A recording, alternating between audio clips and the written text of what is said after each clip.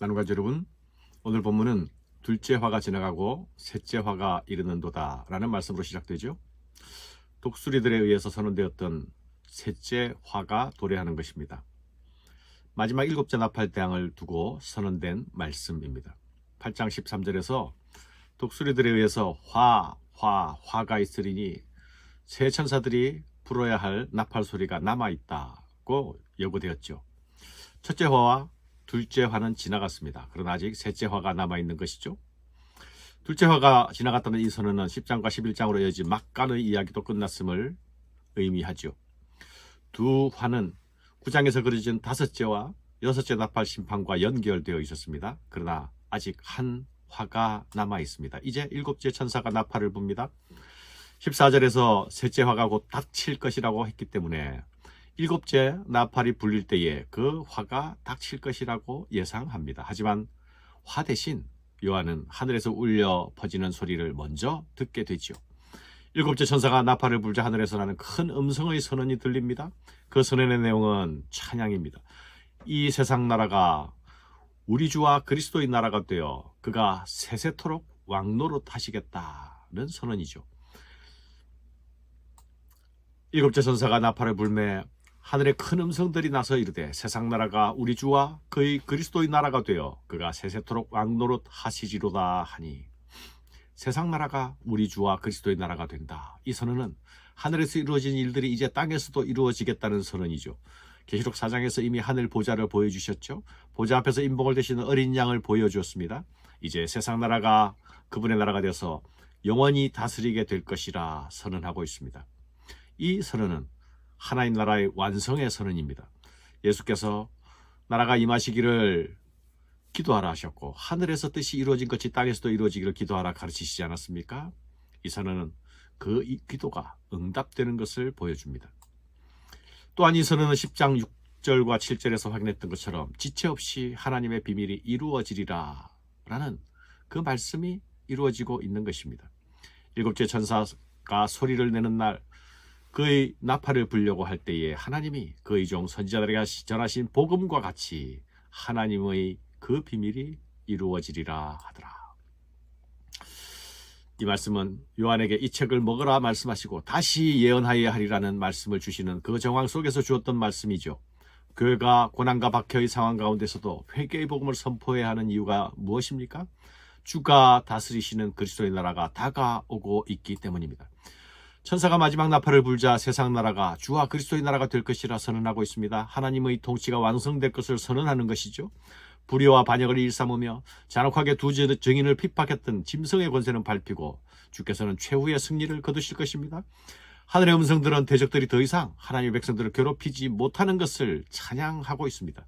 이 통치의 완성에는 죽임당한 두 증인의 신실한 전투도 있었습니다.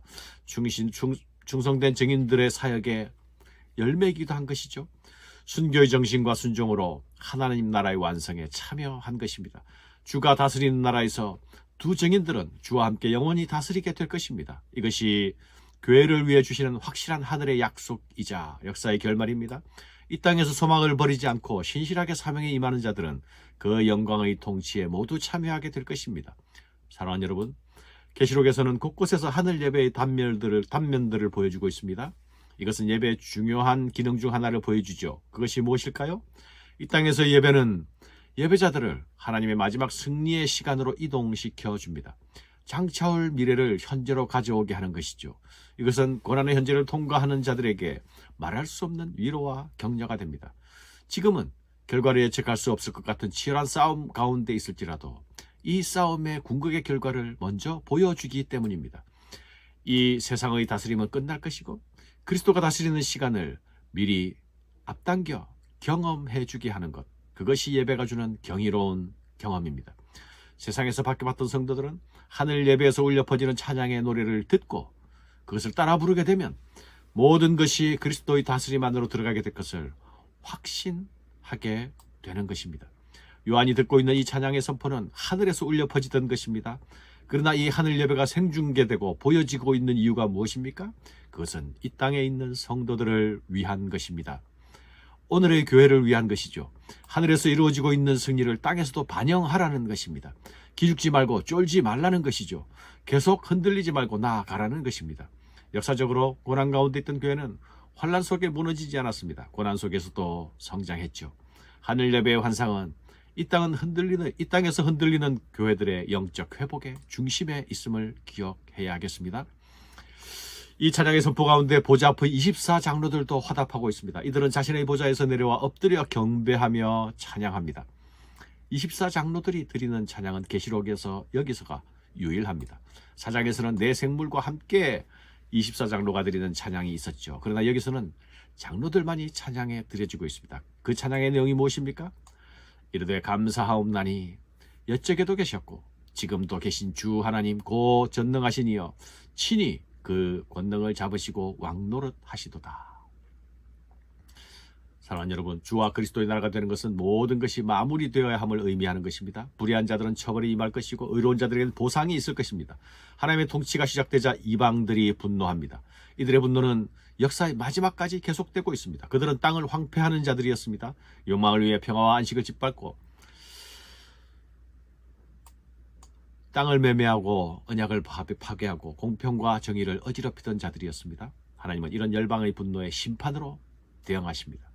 하나님의 진노가 그들에게 내려옵니다.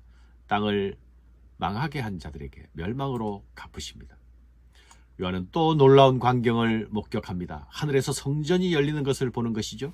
심지어 성전 안에 언약궤까지도 봅니다. 언약궤는 지성소 안에 있는 것이 아닙니까? 지성소는 아무나 들어갈 수 없고 닫혀 있는 것입니다. 그런데 열린 하늘 그리고 열린 지성소 그 안에 언약궤를 본 것입니다.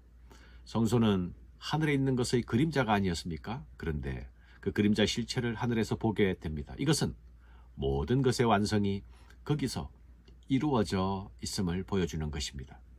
언약궤의 등장은 하나님의 심판을 상징합니다.